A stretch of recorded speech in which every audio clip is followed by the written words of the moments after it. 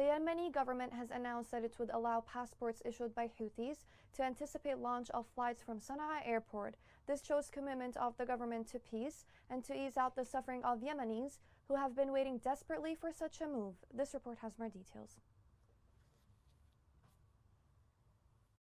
In confirmation of the seriousness of outstretched hands for peace and the desire to end the destructive war, the government retracted its decision regarding the refusal of passports issued by Sana'a and accepted them according to the terms of legalizing the process in support of peace efforts and country's responsibility towards all Yemenis.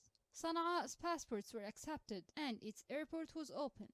According to specific requirements and a compromise solution, it would allow passports to be replaced later in Yemeni embassies at the government's expense, with the aim of alleviating the suffering of the citizens. During the 8 years of war, the Houthi militia caused a disruption to civil aviation in Sana'a, and they closed a vital international airport that hadn't been stopped for decades. While the whole world hopes that these government concessions will lead to ending the suffering of Yemenis and moving forward to flattering peace, according to observers, it's noticed that all signs of good intentions are still issued from one side, without signs from the other side responding to peace attempts. Bloody violations escalate on more than one front, despite the Presidential Council's commitment to the truce, and the militia still refuses to open the cut-off roads in Taiz and Al Hudaydah. The militia didn't content with this, but they are imposing intensely hostile rhetoric in addition to changing educational curricula with a sectarian ideology,